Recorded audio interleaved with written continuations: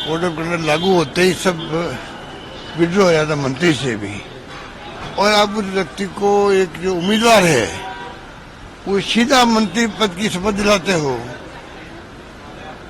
ये नैतिकता की मैं समझता हूँ दृष्टिकोण उचित नहीं कहा जा सकता।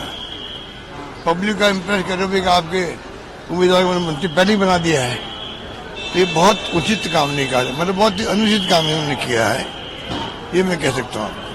हो सकता है कि इसके कारण भी हमें और अधिक वोट मिलेंगे, हम ज्यादा कंफर्टेबल होंगे, मैं उम्मीद करता हूँ। वैसे हमारी जो स्कीमें हैं, हमारी योजनाएं हैं, चुनाव तो हम लोग कामयाब नहीं हो पाए, कई कारण हो गए, ध्रुवीकरण कर दिए चुनाव को भी।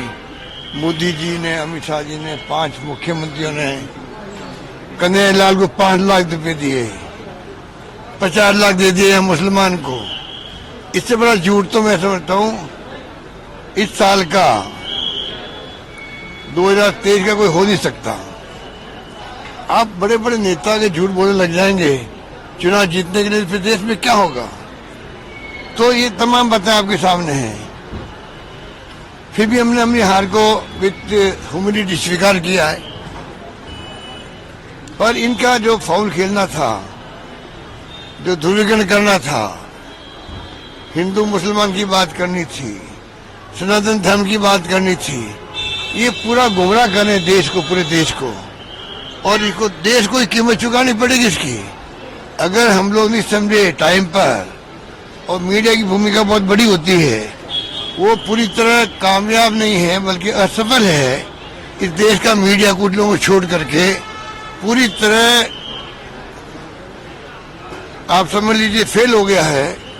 जिस प्रकार से वो सपोर्ट कर रहे ऐसे कामों को सही कहने की हिम्मत खत्म हो गई है, डर के मारे, ईडी, इनकम टैक्स, सीबीआई के मारे, या कुछ और समझ लीजिए, वो बड़ा विषय है, पर हालात बड़े गंभीर है देश के अंदर, ये मैं कह सकता हूँ।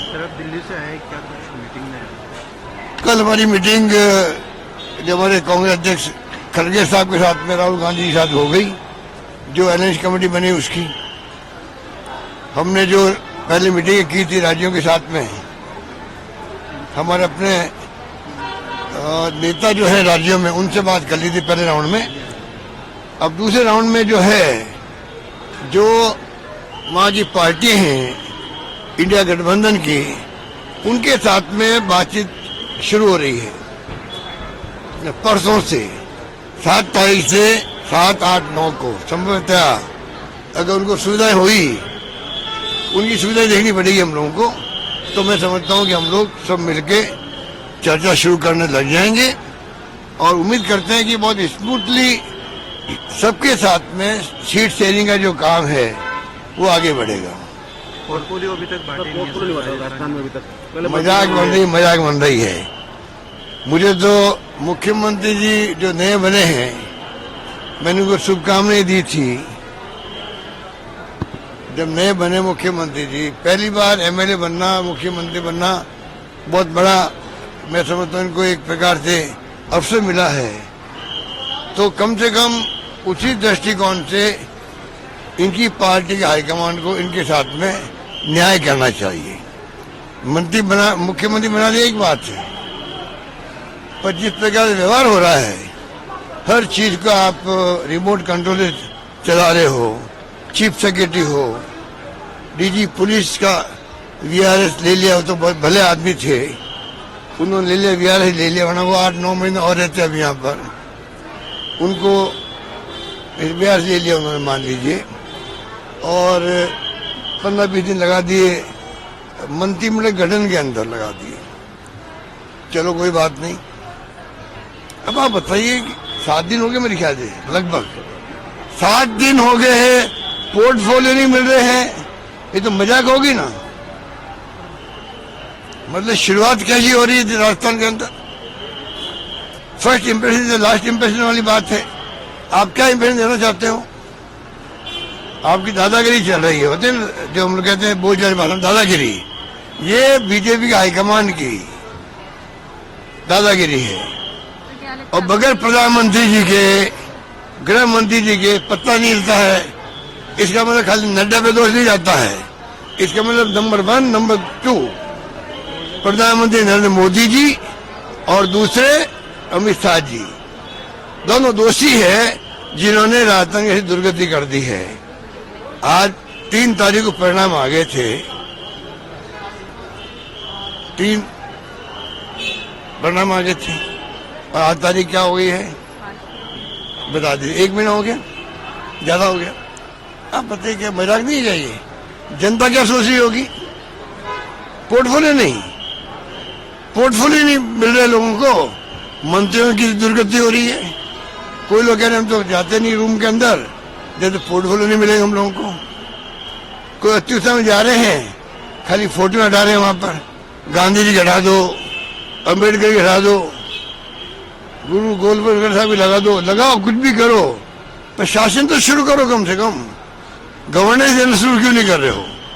अभी मुख्यमंत्री को सीखने में क्या टाइम रहेगा?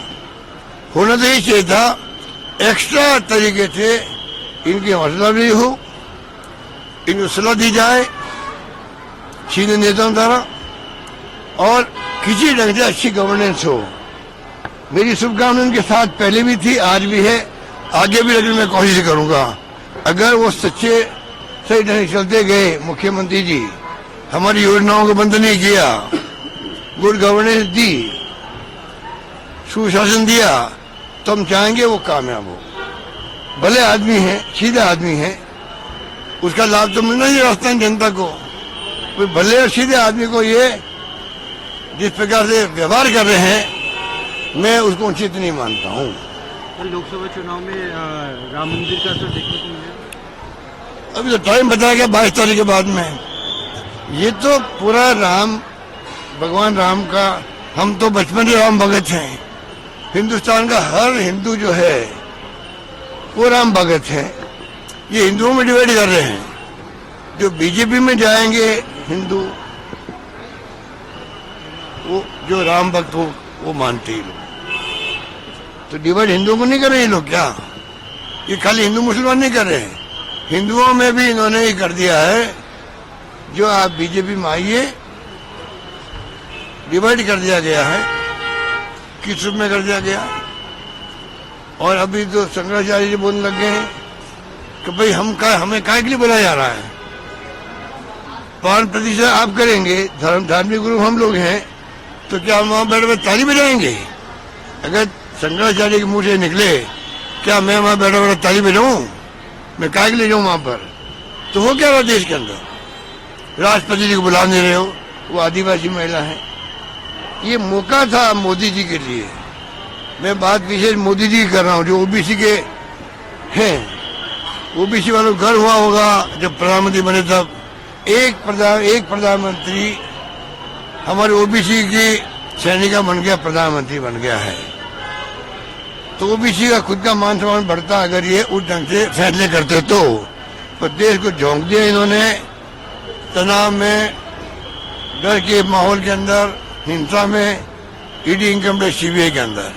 मैं पूछना चाहूंगा, उनके लिए सुनहरा मौका था।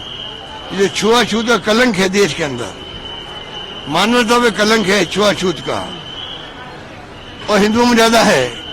ये मौका था राम मंदिर का, वहां प्राण प्रतिष्ठा करवाते ये दलितों से भी, आदिवासियों से भी, ओबीसी से भी, सभी धर्मों के लोगों से, और शंकराचार्यों को आगे रखते।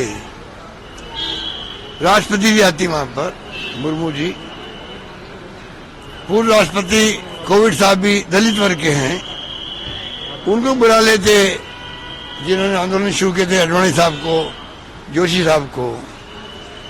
पूरे देश का आह्वान करते, ताली बजवाई थी इन्होंने, थाली बजवाई थी, उसी प्रकार आह्वान करते ये कि 22 तारीख को मैं आह्वान करता हूं देशवासियों से, 22 तारीख के बाद में इस देश में कोई छुआछूत नहीं होगी।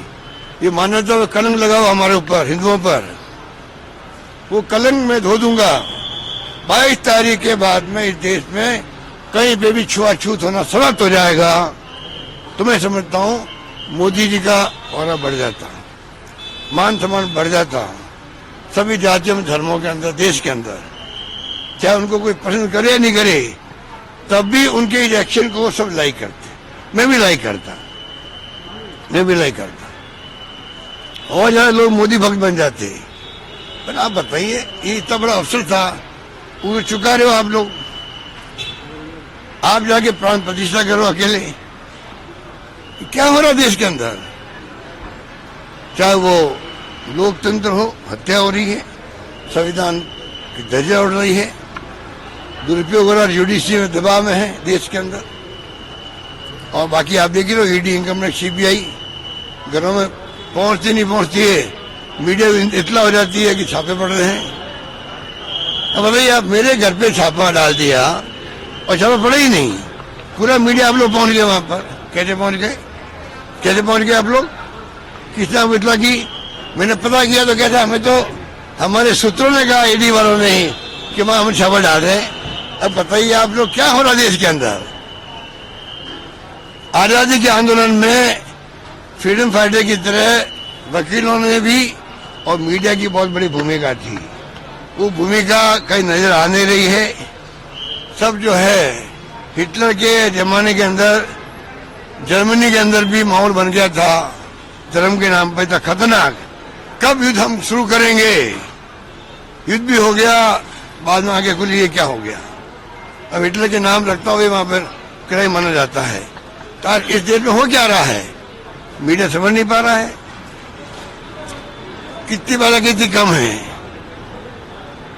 और के बाद इंडिया गठबंधन के अभी कुछ नेता क्या? राम जी को लेकर कुछ कमेंट कर, विवादित टिप्पणी कर रहे हैं इंडिया गठबंधन के कुछ नेता राम जी को लेकर। क्या कर रहे हैं?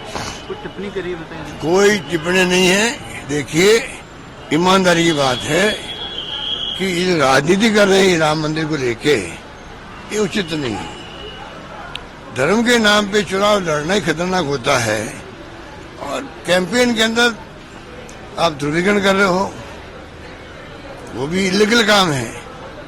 धर्म का उपयोग करना चुनाव के अंदर भी, मैं समझता हूं, मुझे जहां तक जानकारी है, बहुत ही ये कानून के खिलाफ है। आपने पूरे चुनाव में धर्म का उपयोग किया है।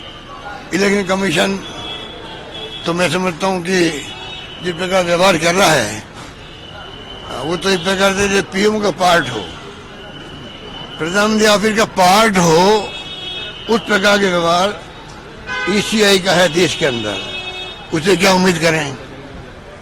ये स्थिति बन गई है। हमने अभी ज्ञापन दिए थे ये कर्णपुर को लेकर के, जब आपने मंत्री पद दे दिया उनको, कोई जवाब नहीं है उनका। ये इलेक्शन कमीशन है। तो हालात बड़े गंभीर है देश के अंदर।